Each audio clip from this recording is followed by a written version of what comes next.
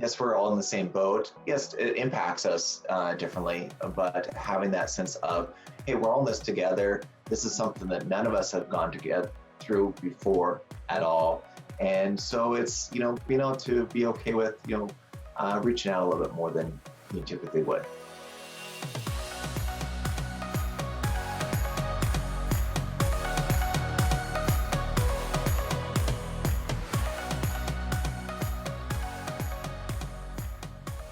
All right, so today we're joined with Kevin and Corenia Murphy from Marriage Elements. Thank you, Josh, for having us. Absolutely. So, okay, Kevin and Corenia, this is, we've known each other for a long time, and this is obviously an unprecedented time in our community. I got to imagine that there's a lot of strain on people's mental health during this time. People are inside, people are just not able to execute kind of the lives that they used to be leading. Can you describe a little bit about kind of what you're seeing in the community right now? Absolutely. We're seeing lots of different things. We're still meeting with people via telehealth, so doing video conferencing like this. And, people that are, feeling really isolated or disconnected. A lot of different worries out there around, obviously like health issues and will I get this virus or my family members get this virus? In particular for people that have maybe loved ones that are more vulnerable population, elderly population type of things. Then also uncertainties, financial uncertainty with the economy, and then adjusting to this, current state of things. And, it is a different way of life right now. Our way of life has changed. The thing that I find us talking more about is kind of the collective uncertainty, and that uncertainty maybe showing up more in not really knowing how to plan for the future or not knowing how to take the day by day. And so doing a lot of things about needing resilience around day-to-day changes. So what kind of strategies are you recommending that people use for coping with all of this uncertainty? And I mean, I would certainly value some feedback because, our family's in the same boat. We're trying to figure out what is the best way forward and how do we keep sane during this time? And what are some things that we can be doing? Yeah, I think one of the things that we've been talking a lot about is know who your support people are. So these are the people who've been in your lives already, right? And who know you in and out and you used to spend time with maybe a lot, that you are still able to reach out to them. And we've been talking with people about making a list of those people who kind of fit on a sticky note, right? And put them up somewhere that you can remember when you start to feel those impacts of stress or isolation, because it can get very insulating where we just kind of ruminate on our own thoughts. But this is a physical list we can go to and say, oh, right, I can text that person. And oh, that person probably is also feeling some of these things, and we can reach out and connect in a special way. The other thing we've noticed is that there's a lot of people out there right now that want to be helpful to others. I mean, that's one of the things. There's a lot of us that are isolated, the stay-at-home order, and not sure how to help. And so there's different opportunities, maybe in social media, to reach out. I've seen a lot of people offer assistance out there, but also ask for assistance. So even if someone's uncomfortable with maybe asking for assistance, this is time to reach out, because there's a lot of times people that want to be of help to that. Right. Yeah. And sometimes, like you're saying, like just a small text or a check-in with somebody can make a big difference in your day and just how you're feeling about things and knowing that other people are going through the same thing. Right.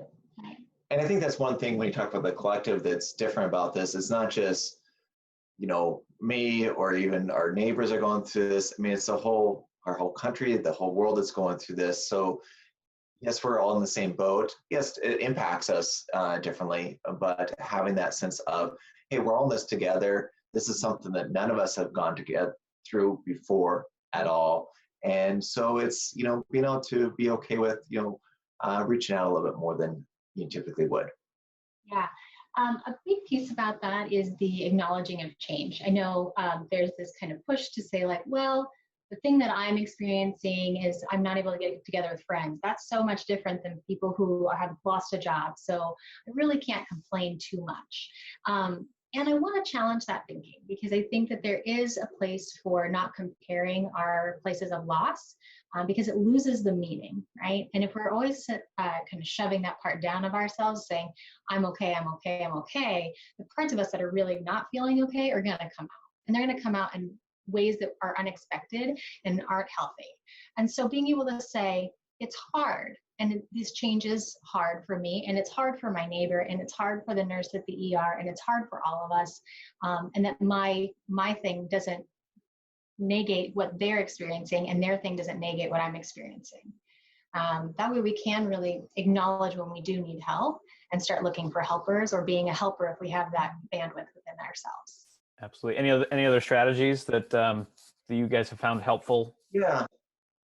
One is really just being able to inform yourself. And this is kind of a double-edged sword, because you want to be able to have accurate information to really just know what's going on, but also not too much. And because there's, the unknowns a lot of times can just really consume a lot of the mental energy and emotional energy, and can just get, like, called the hamster wheel, like, what if this, what if that?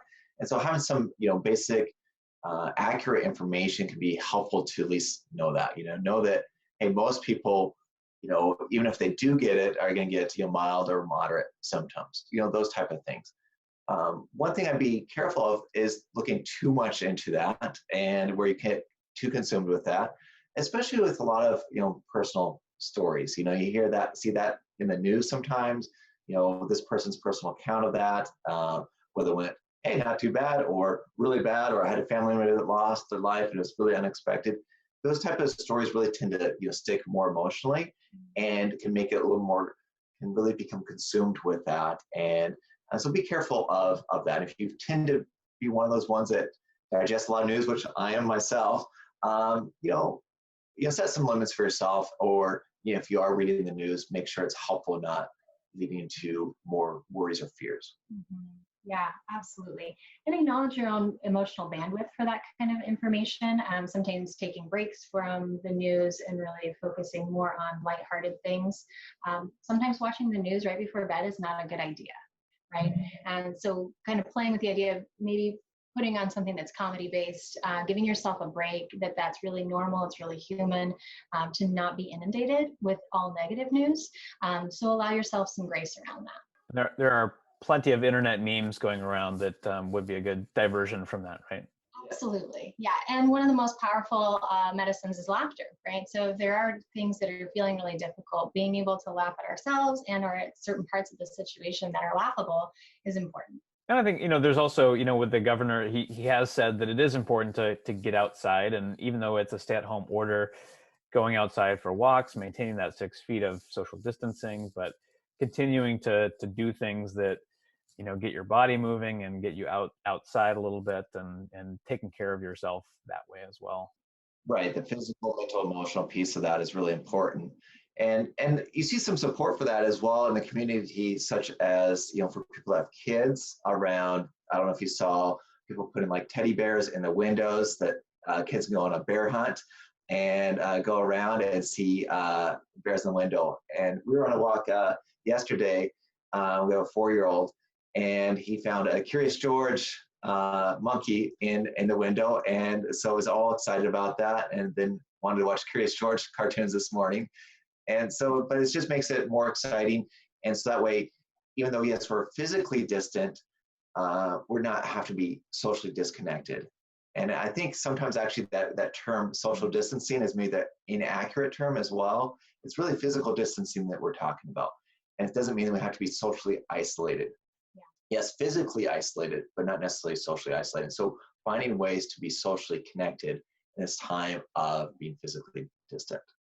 Yeah, I think that's a great point. And one of the things that we've talked about in our home is when you are out for your walks, you're still allowed to say hi and to smile at each other. And we've noticed a big drop off in that in our own personal walks. Nobody's making eye contact. Everybody's really avoiding. And that's normal, because that's the anxiety that wells up in us, right? Of wanting to stay safe. And waving hello to your neighbor and smiling is not going to hurt anybody. Keep that 6 feet plus, but also remember that we need that human connection. The other day we made a game of it and dressed up in Halloween costumes and went out to the local park, and we did all of our distancing. But the interaction with our neighbors who were also visiting at that park felt much more connected. There was a lot more energy around being out together, but also still feeling distant. So I encourage people to get creative with that. Wear funny hats, dress up in your Halloween costume. It makes it a little bit more fun, a little bit more novel, and also it reduces the barrier to the social isolation. So what did you guys dress up as? Oh, well, dragons. Dragons in the park, you know. Dragons in the park, Yeah. yes, Yeah. on a scavenger. Great. Well, what are some resources or ways that people can find out more information, or if they're feeling especially isolated or alone during this time, are there places that they can go to find out some more information about how to get help or how to take care of themselves? Yeah, well, there's different things out there, such as the CDC's put things out there for, you know, dealing with COVID and mental health. I've seen other things, you know, WHO, World Health Organization has some things as well. We have some things on our website, marriageelements.com, that we have there too, just some information, some links to different resources and connections, because that's really helpful to reach out right now when feeling going through this. Yeah, a lot of people that I've been talking with and working with have been really appreciative of the local efforts of the Bellingham helpers and that COVID-19 response. And so remembering that other people in your community are looking to be helpers too. And a lot of them have actually either joined a force that's going out and doing good things and or are part of that conversation. So if you are curious about how you can reach out and be helpful, first ask your support group, right? Ask your community of people that you already know, and then go further and reach out into other spheres of connection. I think that's actually one of the aspects of this too we haven't discussed yet, is that we're talking about some of the challenges, but there's also a lot of opportunities through this. You know, opportunities to reach out to a neighbor that maybe is, you know, a little bit more isolated, to say hello to someone that you haven't said hello to in a while.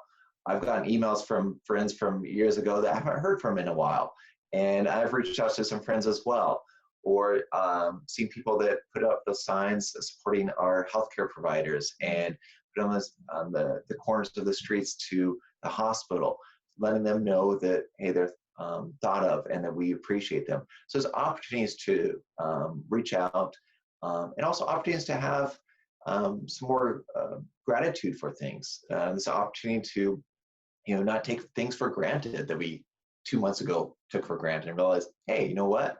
Actually, the stuff that is really important to me, these friendships and this family that I have that have reached out, I'm like, wow, I just, you know, they've just been there, and really having some different sense of gratitude and appreciation for them. Yeah, absolutely. Perfect. Well, thank you. Thank you so much for taking the time today to do this, and for all the work that you're doing to support our community during this time on an individual and a couples basis. Again, you can find out more information about their practice at marriageelements.com. And yeah, thanks again, guys, for being a part of this. Yeah, thanks for having us. Thanks, Josh.